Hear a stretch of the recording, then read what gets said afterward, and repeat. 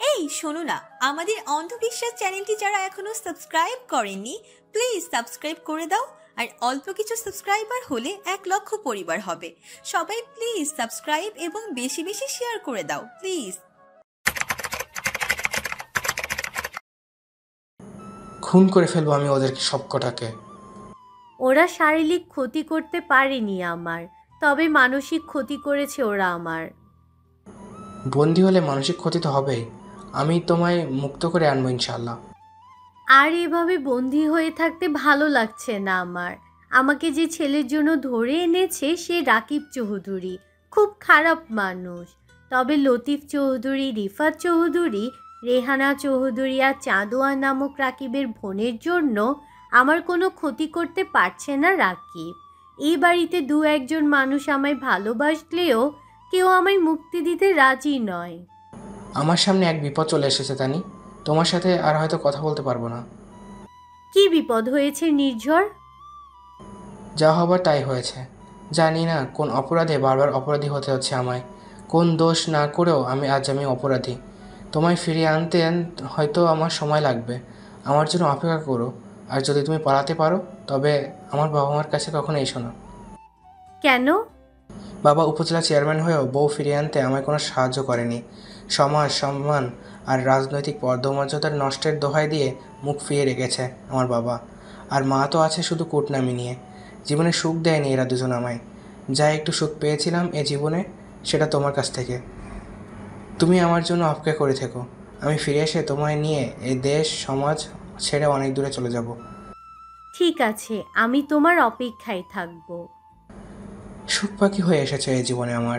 সুখ পাখি হয়ে থেকো। আজ আকাশের মন ভালো নেই। কালো মেঘে ছেয়ে রেখেছে নিজেকে। এই কালো মেঘ ক্ষণে ক্ষণে বুক ফাটা আর্তনাদ করে ডেকে যাচ্ছে। হয়তো খানিক বাদেই এই মেঘ অশ্রুর বাড়িধারা হয়ে ঝরবে। 2 দিন ধরে শুনানি করে আর রাতে অনেকের সাথে হসপিটালে থেকে খুব ক্লান্ত হয়ে আছে অর্ণব। ভাইয়ের অসুস্থতার কারণে রাজশাহীতে দেখা করতে যেতে মন সায় দিচ্ছিল না তার। কিন্তু প্রেম শুরুর পরে প্রথমবার সাক্ষাৎ করার ওয়াদা ভঙ্গও করতে চায়নি অর্ণব।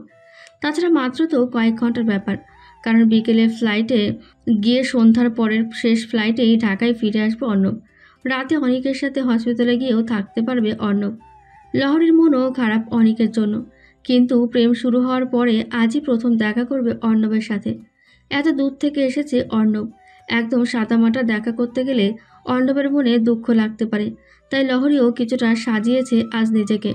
আবহাওয়া আজ বড়ই বৈরী। ঢাকা থেকে এই বৈরী আবহাওয়ার মাঝেই অর্ণব এসেছে রাজশাহীতে। বৈরী আবহাওয়ার কারণে বিমান বারবার বিপর্যয়ের মুখোমুখি হতে যাচ্ছিল। শুনানি শেষে সরাসরি বিমানের উদ্দেশ্যে রওনা দিয়েছিল অর্ণব। নিজেকে সাজাতে পারেনি সে। ক্লান্ত শরীরে ফরমাল পোশাকে অফিসিয়াল লুকে এসেছে অর্ণব। রাজশাহীতে নেমে 100 লাল গোলাপ কিনে নিয়েছে অর্ণব। এবার চলে এসেছে লহরীর মেসের সামনে। লহরী এসে দাঁড়িয়েছিল আগে থেকেই। লহরী আজ গায়ে জড়িয়েছে গোলাপি শাড়ি, কানে পরেছে বাহারি দুল, হাতে দিয়েছে রেশমি চুড়ি, চুলে জড়িয়েছে থোকায় দোলানা মাধবী ফুল। কপালে আজ লহরী পরেছে কালো টিপ, হাত রাঙিয়েছে মেহেদি সুনিপুণ রঙে, আর চোখ এঁকেছে লহরী কাজলের কালো রঙে। লহরীকে দেখে অর্ণব আজ হারিয়ে যাচ্ছে যেন প্রেমের নতুন কোনো আবেশে। লহরীর কাছে এসে 100 গোলাপ ফুল দিয়ে অর্ণব বলেছে, ম্যাডাম ভোলাভালা, আপনাকে তো একদম বউ বউ লাগছে। লহরী যেন গুটিয়ে গেছে লাজরাঙা হাসিতে। লহরী বলছে, আমি একটু ফুলগুলো ওপরে রেখে আসছি। ঠিক আছে, তবে একটা গোলাপ দিয়ে যান ম্যাডাম। আড়ালে কোথাও বসে আপনার কানে গুজে দিব সেই গোলাপ। লহরী একটি গোলাপ অর্ণবের হাতে দিয়ে বাকি গোলাপ নিয়ে অর্পরে চলে গেছে। অর্ণব নিচে অপেক্ষা করছে। লহরী ফিরে এসে লাজুকভাবে বলছে, ভেবেছিলাম আপনাকে নিয়ে পদ্মার পাড়ে ঘুরতে যাব, কিন্তু এখন তো দেখছি বৃষ্টি নামবে, যেতে পারবো না সেখানে। বৃষ্টি যেহেতু আসবে, চলুন একটা রিক্সা নিয়ে কিছু দূর গিয়ে কোনো একটা ক্যাফে বা রেস্টুরেন্টে ঢুকে কথা বলবো। বিনোদপুরের এই রাস্তাটা ভীষণ ব্যস্ত। রিক্সা পেতে দেরি হওয়ার কথা নয়, তবে আকাশে মেঘেরা খুব আর্তনাদ করে যাচ্ছে আজ। তাই মানুষজন এবং যানবাহনের আনাগোনাও এই মুহূর্তে কম। রিক্সার জন্য অপেক্ষা করার মাঝেই অর্ণব লহরীকে বলছে, বউ বউ ফ্লেভার পাচ্ছি, কিন্তু বধুয়া এমন জানলে আজ আমিও বর্ষেজে আসতাম। যেদিন আপনার জন্য পুরোপুরি বউ সাজবো সেদিন বর্ষে জেলেই হবে।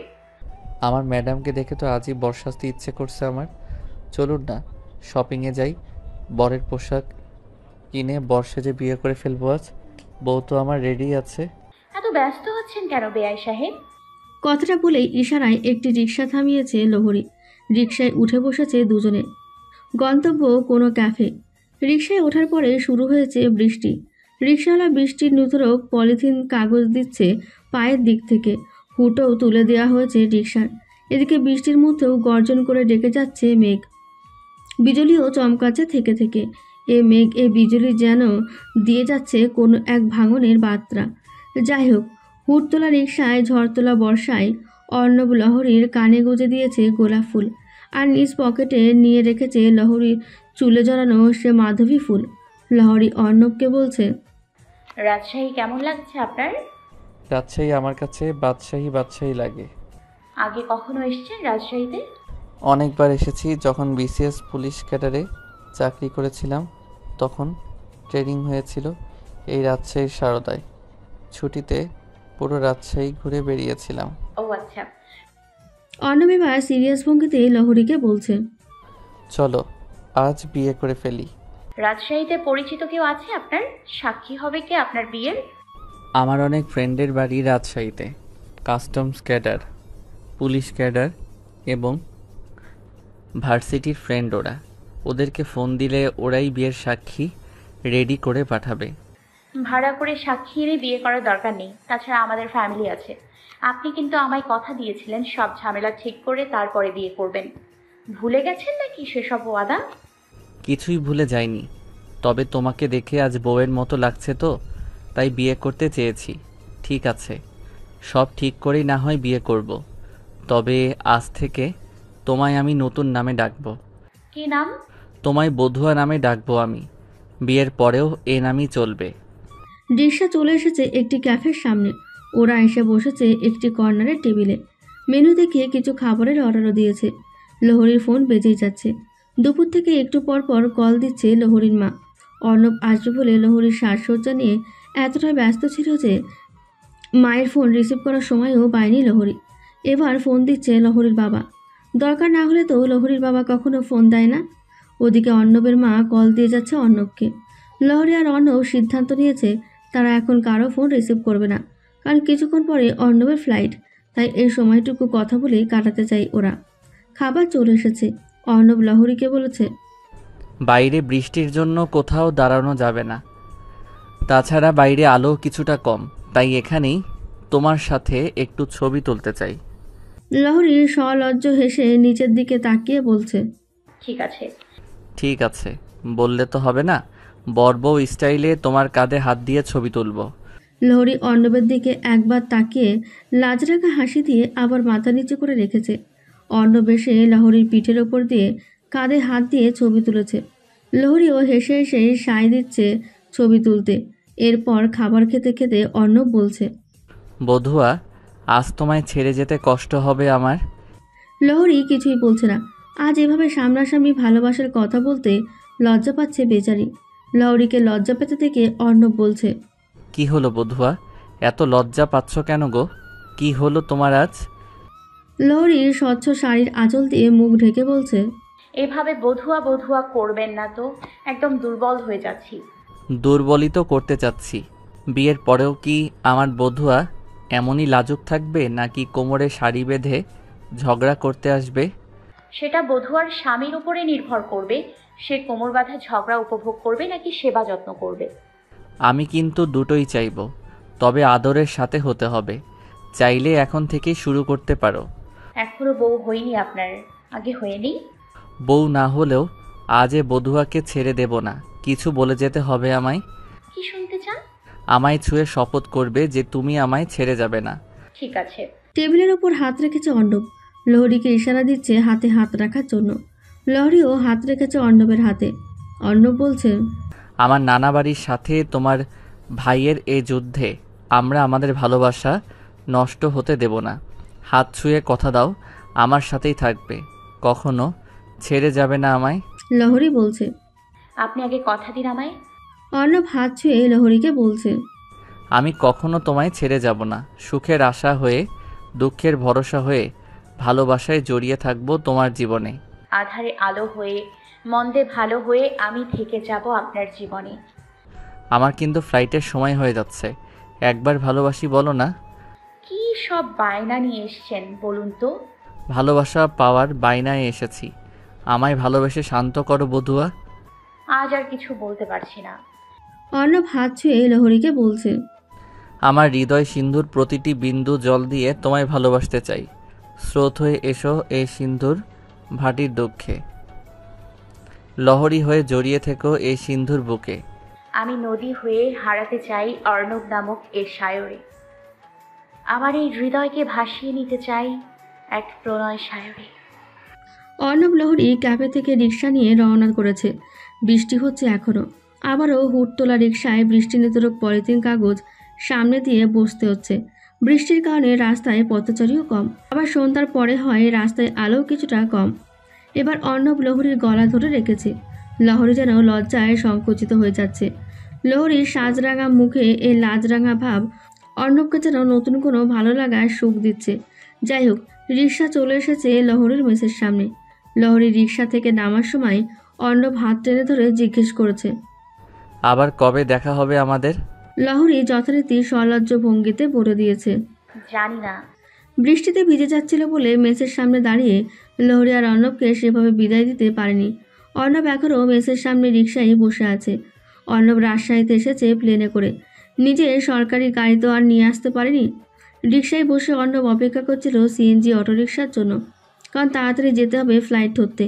বিনোদপুর থেকে এয়ারপোর্টের দূরত্ব একদম কম নয়। সিএনজি অটোরিকশা পেয়ে অর্ণব উঠে গেছে। শেষবারের মতো একবার তাকিয়েছে লহরীর মেসের দিকে। মাত্রই লক খুলে রুমে ঢুকেছে লহরী।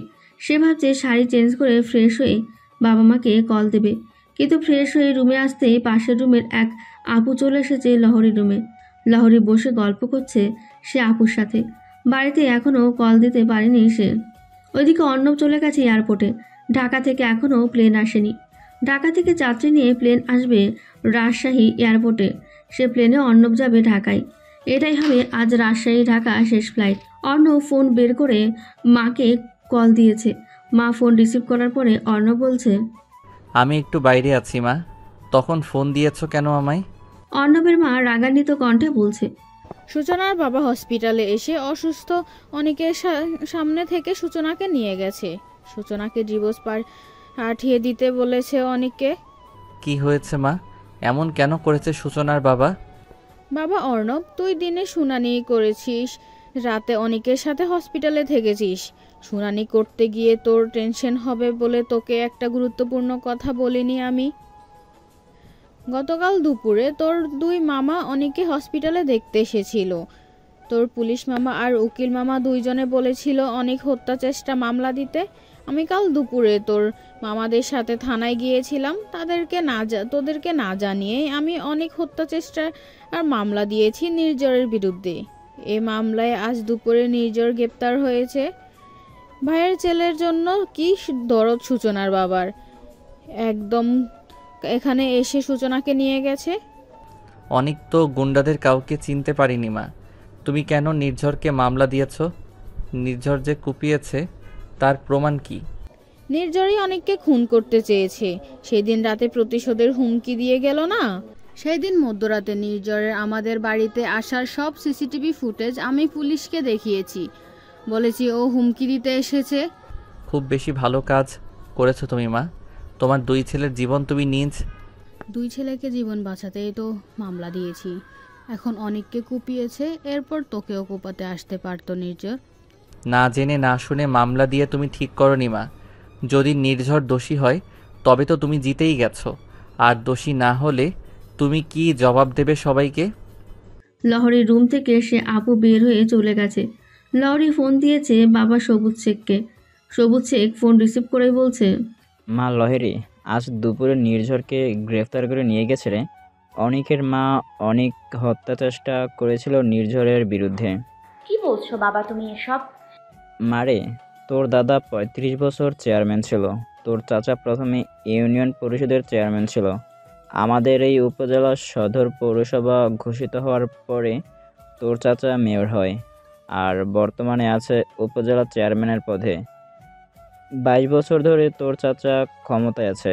কোনোদিন আমাদের শেখ বাড়ির কাউকে তো পুলিশে গ্রেফতার করে নাই। আজ মেয়ের শাশুড়ি মামলা দিয়ে ইজ্জতও শেষ করলো, আমাদের ছেলেকেও গ্রেফতার করলো। এর আগেও নির্ঝরকে মামলা দিয়েছিল চৌধুরী বাড়ির লোকেরা। জানিস তুই এসব মা? হ্যাঁ বাবা, আমি আগের মামলার ঘটনা জানি, কিন্তু আজকের ঘটনা জানতাম না। আজ আমি সূচনাকে নিয়ে এসেছি ওর শ্বশুরবাড়ি থেকে। তোর মা আজ আমায় বলেছে অর্ণবের সাথে নাকি তোর যোগাযোগ আছে। এই মামলাবাজ ফ্যামিলির সাথে আর কোনো সম্পর্ক আমরা রাখবো না। মেয়ে বিয়ে দিয়ে যেখানে ফিরে নিয়ে এসেছি সেখানে তোর দুদিনের মন বিনিময় কিছুই না। ভুলে যাস তুই ওই অর্ণবকে, আমাকে, আমার বংশকে তুই কলঙ্কিত দিস না রে মা। ঠিক আছে বাবা। আজ ঝড় নেই, বৃষ্টিও নেই, নেই কোনো মেঘের ঘন ঘটাও। আকাশে মেঘ না জমলেও মেঘ জমেছে অর্ণব এবং অনিকেতের হৃদয়ে। বুক ভরা বিরহ ব্যথায় মেঘ জমিয়েছে তাদের হৃদয়ে। অনেককে হসপিটাল থেকে বাসে আনা হয়েছে। এই কয়েকদিনে অনেকের অবস্থার সামান্য উন্নতিও হয়েছে। অনেক গুন্ডাদের ব্যাপারে কোনো তথ্যই দিতে পারেনি, কারণ ওদের সবার মুখ বাঁধা ছিল। এই কয়েকদিনের সূচনার সাথে একবারও কথা হয়নি অনেকের। নিজের মা যেখানে মামলা দিয়েছে সেখানে কোনো মুখে অনেক কথা বলবে সূচনার সাথে। ভালোবাসার সব শপথ ভুলে যেতে হচ্ছে অর্ণব লহরীকে। সেদিন সাক্ষাতের পর থেকে আর কখনো কথা হয়নি দুজনের মাঝে। পরিবার এবং বংশমর্যাদার কথা ভেবে আর বাবার আদেশের কথা স্মরণ করেই লহরী আর ফোন দেয়নি অর্ণবকে। নিজের মায়ের দেওয়া মামলার কথা ভেবে অর্ণবও লজ্জায় ফোন দেয়নি লহরীকে। যদিও ওদের মধ্যে সরাসরি কোনো যুদ্ধ হয়নি, কিন্তু শীতল যুদ্ধ সংঘটিত হচ্ছে মনে মনে। এই শীতল যুদ্ধ ও শীতলতর করেছে ওদের ভালোবাসাকেও। আজ জানা অজানা বিভিন্ন চিন্তিত করছে অর্ণবকে। অর্ণব ভাবছে, নির্ঝর অনিককে কোপাতে পারে না, কারণ সূচনার বাবা, সূচনা, লহরী সবাই প্রচণ্ড ভালোবাসে নির্ঝরকে। নির্ঝর যদি খারাপই হতো তবে সূচনার বাবা কখনোই ভ্রাতুষ্পুত্রের জন্য নিজের মেয়েকে শ্বশুর বাড়ি থেকে নিয়ে যেত না। আজ অর্ণব আরও ভাবছে, নির্ঝর ছিল বউ ফিরিয়ে নেওয়ার ধান্দায়। এর মধ্যে অন্যকে কুপিয়ে প্রতিশোধ নেয়ার সময় নির্ঝরের ছিল না। তাছাড়া লহরীও আমাকে এমনই বলেছিল যে নির্ঝরের এখন প্রতিশোধ নেওয়ার সময় নয়। নির্ঝর আছে বউ ফেরানোর চিন্তায় মগ্ন, সেক্ষেত্রে নির্ঝর এমন কাজ করতে পারে না। অনেক অর্ণব ওদের মাকে মামলা তুলে ফেলতেও বলতে পারছে না। সেক্ষেত্রে ওদের মা ভাবতে পারে ছেলেরা মায়ের মর্যাদার চেয়ে শেখ বাড়িকে বেশি গুরুত্ব দিচ্ছে। তাছাড়া নির্ঝর যদি সত্যি কুপিয়ে থাকে তবে নির্ঝরের শাস্তি পাওয়া উচিত। তাই এই মামলা চালাতে হবে। কিন্তু নির্ঝরের বাবার ক্ষমতার কারণে রিমান্ড নিয়ে নির্ঝরকে মারধর করেনি পুলিশ।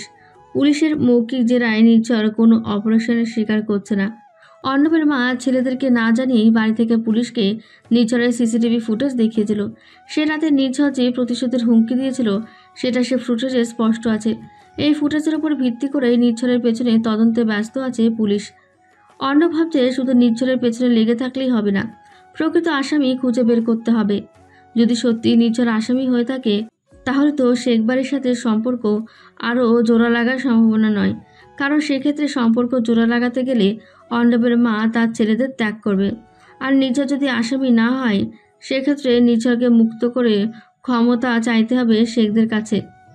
নির্দোষ হলে নির্ঝরকে মুক্ত করে চৌধুরী বাড়ি থেকে বউ ফিরিয়ে দিতে হবে।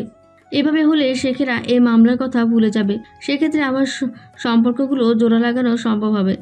অর্ণবদের নিজ এলাকার ভেতরে এসে গুন্ডারা কুপিয়েছিল অনিককে।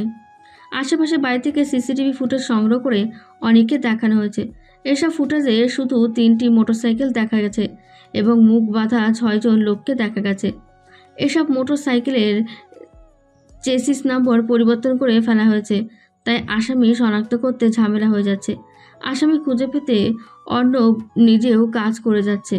আজ নির্ঝরের কাছেও সত্য মিথ্যা জানতে যেতে পারছে না অর্ণব, কারণ নির্ঝর আসামির কাঠগড়ায় দাঁড়িয়ে আছে আর বাদী হয়েছে অর্ণবের ফ্যামিলি।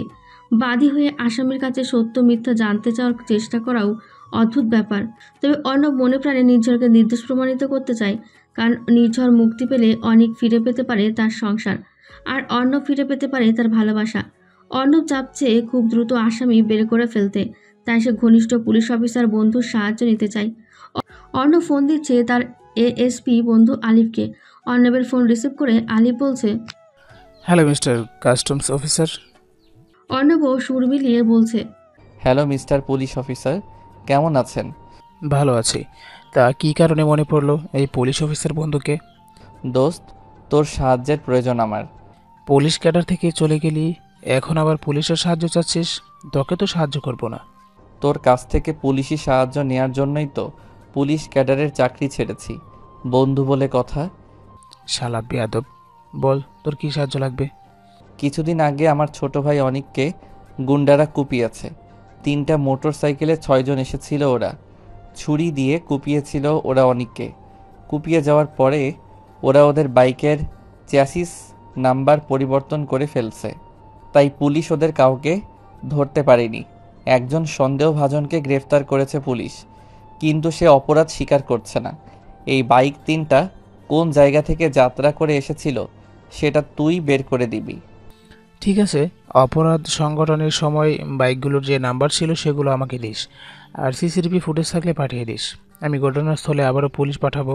সব কিছু ঠিক থাকলে আগামী 4-5 দিনের মধ্যে আমি বের করে ফেলবো। তোর এত কষ্ট করা লাগবে না দোস্ত। বাকি 3টা কোন জায়গা থেকে যাত্রা করেছিল সেটা বের করে দিস আমায়, তারপরে আমি সব বের করতে পারবো। তাহলে তো আরও সহজ হয়ে গেল। 3 দিনের বেশি সময় লাগবে না দোস্ত, আমি সব ধরনের ট্র্যাকিং করে তথ্য বের করে ফেলবো। ঠিক আছে আলিফ, ভালো থাকিস। যুদ্ধে দামামায় ভেঙে গেছে লহরীর হৃদয়। আজ লহরী ভাবছে, কেন জড়িয়েছিলাম ক্ষণিকের ভালোবাসায়? এ রাত জাগা নিশীথে চাঁদ রাঙা জ্যোৎস্নাময় আমার প্রহর কাটছে শুধুই বেদনায়। লাজ রাঙা ভাবনার মন রাঙা খুশিগুলো আজ দিচ্ছে মন ভাঙা যন্ত্রণা। এই যন্ত্রণা কেন সঙ্গী হলো আমার? এই বেখেয়ালি মন কেন হেয়ালি করলো এমন? ক্ষণিকের ভুলে কেন যুদ্ধের নিশানা হলো এ সরল চঞ্চলা মন? আজ উষা এসেছে নব আশা নিয়ে। উষার আলো এসেছে নব আশার অজানা ভাষা নিয়ে। এ অজানা ভাষায় হয়তো আছে মায়া, নয়তো আছে ভালোবাসা। আর এ মায়া, এ ভালোবাসায় আছে নতুন কোনো বার্তা। এ বার্তা হয়তো দূরত্ব ঘুচে যাওয়ার বার্তা। এমনই এক বার্তা এসেছে আজ শেখ বাড়িতে। নববার্তা এসেছে যে সূচনার জীবনে। আজ সকালে প্রেগনেন্সি পজিটিভ এসেছে সূচনার। বাবার বাড়িতে আসার পর থেকেই শরীর কিছুটা খারাপ যাচ্ছিল তার। সবাই ভেবেছিল অসুস্থ অনিককে ছেড়ে এসেছে বলে সূচনার মন খারাপ, তাই হয়তো শরীরও খারাপ। কিন্তু গত রাতে মাকে বলে প্রেগনেন্সি কিট এনে রেখেছিল সূচনা। আর সকালে টেস্ট করে জেনেছে সে নতুন খবর। বাবার বাড়িতে এসে ভালো নেই সূচনা। চাচি নির্ঝরের মা উঠতে বসতে খোঁটা দেয় তাকে। তার শাশুড়ির করা মামলায় নির্ঝর গ্রেপ্তার হয়েছে বলে সূচনাকে অকথ্য ভাষায় গালাগালি করে চাচি নিরালা বেগম। এই যে আজ সকালে সূচনার প্রেগনেন্সির খবর শুনে চাচি নিরালা বেগমকে সূচনাকে বলছে, বলি, আমার ছেলের শত্রু কি অভাব রেখেছিস নাকি? শাশুড়িকে দিয়ে মামলা করে নির্ঝরকে তো জেলে পাঠাইছিস, আবার নতুন শত্রু আনার দরকার হলো কেন তোর? পেট বাঁধাইয়াছিস কি আমার নতুন শত্রু আনতে নাকি? আজ এই অনাগত সন্তানের ভবিষ্যৎ নিয়ে ভাবছে সূচনা। বাবার বাড়িতে আসার পর থেকে একবারও অনিকের সাথে কথা হয়নি তার। বাবা সবুজ শেখ কসম দিয়েছে মেয়েকে যেন তার অনুমতি ছাড়া অনিক বা ওর ফ্যামিলির কারোর সাথে কথা না বলে। অনিক কেমন আছে, হসপিটাল থেকে ছাড়া পেয়েছে কিনা, এসবের কিছুই জানে না আজ সূচনা। অজানা বেদনায় সিন্ধুসম ভাবনায় সূচনার দিন কাটছে শুধুই যন্ত্রণায়। সূচনার মা লায়লা বিলকিস শেষ বিকেলে বসে কথা বলছে তার স্বামীর সাথে। স্বামী সবুজ শেখকে সে বলেছে অনাগত নাতি নাতনির কথা অনিককে জানাতে হবে, কিন্তু সবুজ শেখ কোনো সম্পর্কই রাখবে না অনিকের সাথে। সবুজ শেখের ভাষায়, মেয়ের বিয়ে হলে শ্বশুরবাড়িতে মেয়ের কষ্ট পাওয়ার কথা শুনেছি, কিন্তু আমি আমার মেয়ে বিয়ে দিয়ে নিজের বাড়িতে থাকতে পারছি না। ভাতিজাকে গ্রেফতার করেছে, ভাগ্নেকে মাইর দিয়েছে। আমার মেয়ের শ্বশুরবাড়ির লোকেরা, ওদের কারণে নিজ ভাই বোনের সাথেও আমার সম্পর্ক নষ্ট হয়ে যাচ্ছে।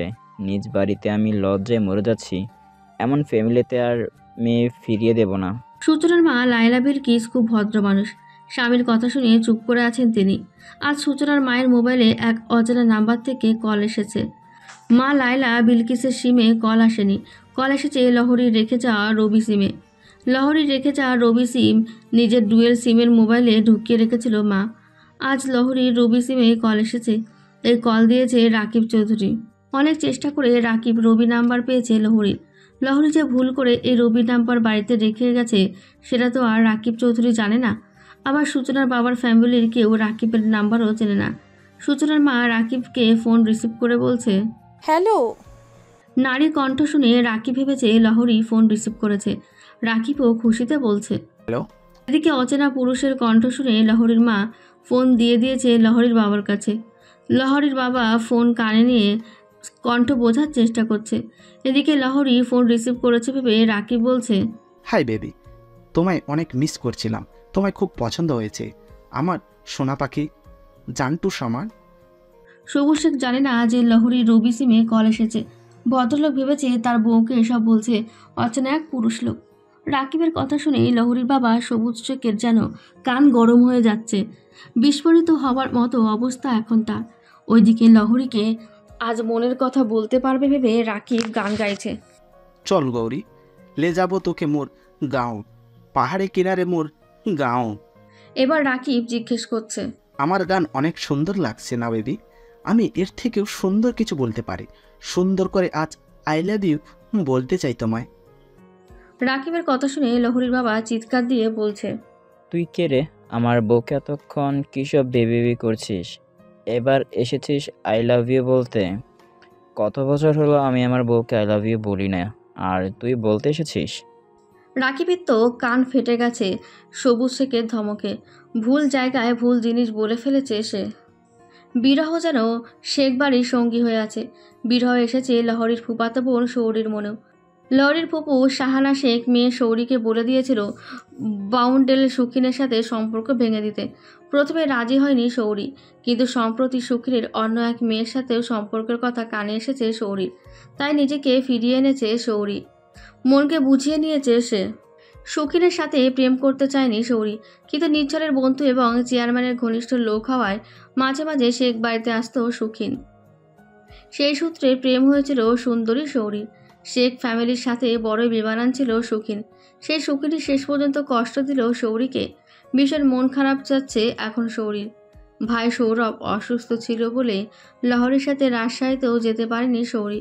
লহরী আর সৌরী দুজনেই রাজশাহী ভার্সিটিতে এবার 4th ইয়ারে পড়ছে। যদিও ওদের ডিপার্টমেন্ট আলাদা, কিন্তু রাজশাহীতে একই মেসে থাকে লহরী এবং সৌরী। সৌরভ এবং সৌরীর জন্ম হয়েছিল লন্ডনে। বাবা লন্ডনে সাংবাদিকতা করায় ওদের ফ্যামিলি লন্ডনেই ছিল। ছোটবেলায় পড়াশোনাও শুরু করেছিল লন্ডনে, কিন্তু বাবার মৃত্যুর পরে মায়ের সাথে দেশে ফিরে এসেছিল ওরা। লন্ডন থেকে দেশে ফেরার পরে সৌরী বাংলা পড়তে পারলেও লিখতে পারত না। বাংলা লেখা শেখাতে হয়েছিল সৌরীকে। তাই বয়সের তুলনায় পড়াশোনায় কিছুটা পিছিয়ে যায় সে। বয়সে বড় হলেও পড়াশোনায় লহরীর ব্যাটসম্যান সৌরী। সৌরী ভাবছে আগামীকালকে রাজশাহী ফিরে যাবে সে। তাই কিছু দরকারি জিনিস নিয়ে যে একলা একলা থেকে শপিং করে নিয়ে যেতে চায় সে। তাই এই সন্ধ্যায় সৌরী বেরিয়েছে শপিংয়ে। চৌধুরী বাড়িতে মার খেয়ে বৃষ্টিতে ভিজে সৌরভ কয়েকদিন অসুস্থ ছিল। এখন সুস্থ হয়ে গেছে এই ডাক্তার সাহেব। আগের মতোই অফিস এবং চেম্বারও করছে সৌরভ। আজ সন্ধ্যায়ও সৌরভ চেম্বারে বসে আছে। চেম্বারে বসে একজন করে রোগী দেখছেন ডাক্তার সাহেব। হঠাৎ করেই একজন পেশেন্ট ঢুকেছে সৌরভের চেম্বারে। এই অনাকাঙ্ক্ষিত পেশেন্টকে দেখে চরম অবাক হয়ে সৌরভ বলে উঠল, আপনি এত দূর থেকে আমার চেম্বারে কিভাবে এলেন? পুলিশ অফিসার রিফাত চৌধুরী এসেছে ডাক্তার সৌরভের চেম্বারে। স্টাফ দিয়ে ডাক্তারের অ্যাপয়েন্টমেন্টের ব্যবস্থা করেছিল রিফাত। এই যে যোগদান করেছে এই পুলিশ মডেল থানায়। আসলে যে কোনো সাধারণ থানার দায়িত্বে থাকেন পুলিশের একজন ওসি, আর পুলিশ মডেল থানার দায়িত্বে থাকেন একজন এসএসপি। শেখদের এলাকায় এই থানাটি একটি পুলিশ মডেল থানা। তাই এই এসপি রিফাত চৌধুরীকে পোস্টিং করানো সম্ভব হয়েছে এই পুলিশ মডেল থানায়। রাকিবের পুলিশ কমিশনার বাবা শামীম চৌধুরী চেষ্টা করে ভাতৃপুত্র এসএসপি রিফাতকে শেখদের এলাকায় এই মডেল থানায় পোস্টিং করিয়েছে। এই পোস্টিংয়ের উদ্দেশ্য হচ্ছে নির্ঝরের বিরুদ্ধে করা মামলায় নেগেটিভ তদন্ত রিপোর্ট দেওয়া, আরও অনেক নতুন পুরনো মামলার সাথে নির্ঝরের নাম জড়িয়ে দেওয়া। কিন্তু মামলায় আসামি কবে নির্ঝরকে স্থায়ীভাবে জেলে বন্দি করে রাখা, আর এই ফাঁকে তারা নির্ঝঞ্ঝাটে দানিকে রাকিবের সাথে বিয়ে দিয়ে দেবে। তানিকে বাধ্য করে জেলখানায় নির্ঝরকে ডিভোর্স লেটার পাঠানোর প্ল্যানও করা হয়েছে। আজ যোগদান করে আজ এই নির্ঝরের বিরুদ্ধে কাজ করার প্রস্তুতি নিচ্ছিল রিফাত। কিন্তু শরীর আজ একটু খারাপ রিফাতের, তাই স্টাফকে ডাক্তারের অ্যাপয়েন্টমেন্ট দিতে বলেছিল রিফাত। যাই হোক, রিফাত জানতোই না যে আজকে তার স্টাফ অ্যাপয়েন্টমেন্ট দিয়েছে শেখ বাড়ির এই ডাক্তার সাহেবের সাথে। সৌরভের নামও জানতো রিফাত, তাই এসে কিছুটা অনুতাপের সুরে ডাক্তারকে বলল, সরি ডাক্তার, আমি বুঝতে পারিনি যে আপনার সাথে আমার অ্যাপয়েন্টমেন্ট দেওয়া হয়েছে। আসলে যে রাতে আপনাকে মেরেছিলাম সে রাতে আপনার নাম জিজ্ঞেস করা হয়নি, তাই আজ এই ভুলটা হয়েছে। আমি এখনই ফিরিয়ে যাচ্ছি। সৌরভ স্বাভাবিকভাবেই বলছে, কেন ফিরে যাবেন কেন? ডাক্তারের চেম্বারে যখন এসেই পড়েছেন তখন চিকিৎসা নিয়ে যান। আসলে আমি চাচ্ছি না আপনার কাছ থেকে। ভয় নেই অফিসার সাহেব, আমি মোটেও মারামারি করব না আপনার সাথে, আর ভুল চিকিৎসাও দেব না। বসে পড়ুন তো। রিফাত বসেছে সৌরভের সামনের একটি চেয়ারে। সৌরভ রিফাতকে জিজ্ঞেস করছে, আমাদের এলাকায় কোনো আসামি ধরতে এসেছেন নাকি অফিসার সাহেব? না, আসামি ধরতে আসেনি, আমার পোস্টিং হয়েছে এখানে। আজই যোগদান করেছি এই পুলিশ মডেল থানায়। মুহূর্তে সৌরভ বুঝতে পেরেছে এই পোস্টিংয়ের কারণ। জেলবন্দি প্রিয় ভাই নির্ঝরের মুখটা ক্ষণিকেই সৌরভের চোখে ভেসে উঠেছে। ডাক্তার সাহেব বুঝতে পেরেছেন এই বিশাল যন্ত্রণাই হচ্ছে নির্ঝরের বিরুদ্ধে। যাই হোক, নিজেকে সামলে নিয়ে সৌরভ রিফাতকে জিজ্ঞেস করছে, কি সমস্যা আপনার অফিসার সাহেব? আমার হালকা জ্বর আর খুব মাথা ব্যথা। সর্দি কাশি আছে? হালকা কাশি। রিফাত কথা শেষ করতে পারেনি, তার আগে চেম্বারে ঢুকে গেছে সৌরভের ছোট বোন সৌরি। খুব ফর্সা গায়ের রং, শিশির স্নাতক গোলাপের পাপড়ির মতো ঠোঁট, বাদামি চোখ, সুচালো নাক, কাজের কালো ভ্রু আর চুলের নীল ড্রেস পরা সৌরিকে দেখে যেন মনে হচ্ছিল স্বর্গের অপ্সরী। সৌরিকে এভাবে চেয়ারে আসতে দেখে সৌরি জিজ্ঞেস করলো, কিরে চেম্বারে কেন এসেছিস? ভাইয়া, তোর সাথে কথা আছে। সৌরভ কিছুটা টেনশনের সাথে এই সৌরিকে জিজ্ঞেস করছে, কি এমন কথা যে ফোনে না বলে চেম্বারে চলে এসেছিস? তোর হসপিটালের সামনের মার্কেটে এসেছে শপিং করতে। অনেক দামি একটা ড্রেস পছন্দ হয়ে গেছে। এত টাকা তো বাসা থেকে নিয়ে আসেনি, আর বাসাও তো এখান থেকে অনেক দূরে, তাই তোর কাছে।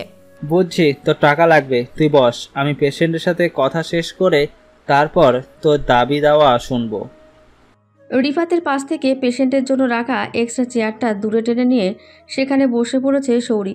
এদিকে সৌরভ মুচকে এসে রিফাতকে বলছে, আমার একমাত্র বোন তো, তাই যখন তখন বায়না ধরে বসে। যাই হোক, আপনার জ্বর, হালকা কাশি আর মাথা ব্যথা ছাড়া অন্য কোনো প্রবলেম আছে? না, আর কোনো প্রবলেম নেই আমার। কথাটা বলেই রিফাত তাকিয়েছে সৌরির দিকে। সৌরভ প্রেসক্রিপশন করে দিচ্ছিল। এর মধ্যেই সৌরভ খেয়াল করলো যে রিফাত আবারও সৌরির দিকে তাকিয়ে আছে। এবার সৌরভ রিফাতকে প্রেগনেন্সি দেওয়ার আগেই বলে উঠছে, আপনার আরও একটা প্রবলেম আছে, হসপিটাল থেকে ফিরে যাওয়ার আগে সেটাও চিকিৎসা নিয়ে যাবেন কিন্তু। রিফাত কিছুটা অবাক হয়ে জিজ্ঞেস করছে, আমার আর কি প্রবলেম আছে ডাক্তার সাহেব? আপনার চোখে প্রবলেম, ওই চোখ দুটো বড় বেশি, ওই দিক যেই দিক তাকায় আর একটু পিটপিট করে। হসপিটাল থেকে যাওয়ার আগে একজন চোখের ডাক্তার দেখিয়ে যাবেন।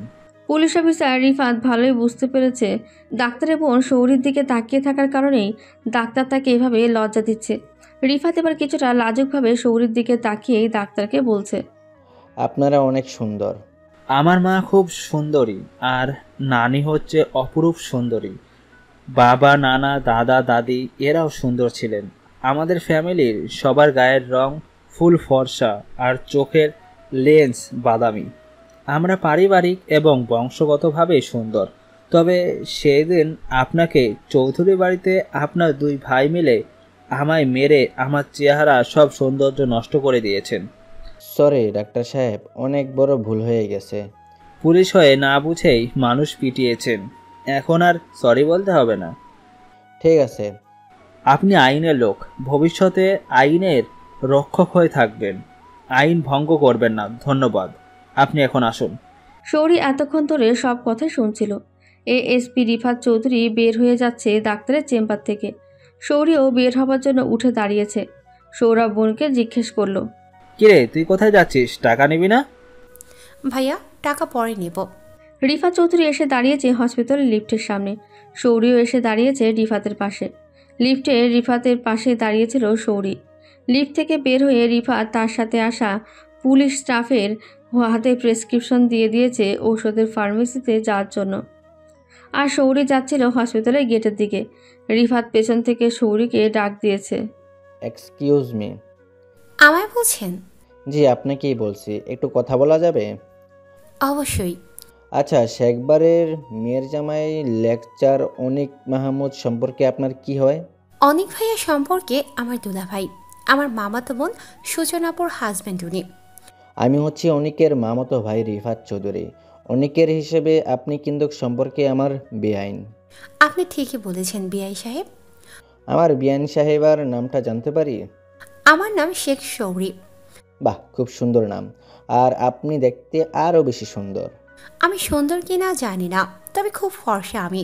আর জন্মের পর থেকে প্রথম 12-13 বছর লন্ডনে থাকায় কিছুটা ফরেন লোকও আছে আমার চেহারায়। তাই অনেকেই আমাকে সাদা পরি, বিদেশিনী এসব নামে ডাকে। আপনি না সাদা পরি আর না বিদেশিনী, আপনি হচ্ছেন প্রিয়দর্শিনী। ধন্যবাদ। আমার বিআই সাহেবও কিন্তু সুদর্শন। নিজের ভিজিটিং কার্ড শৌরির দিকে এগিয়ে দিয়ে রিফাত বলছে, নিয়মিত ভালোবাসার গল্প শুনতে এবং পড়তে আমাদের অন্ধবিশ্বাস চ্যানেলটি সাবস্ক্রাইব করে পাশে থাকা বেল আইকনটি ক্লিক করুন। ধন্যবাদ সবাইকে।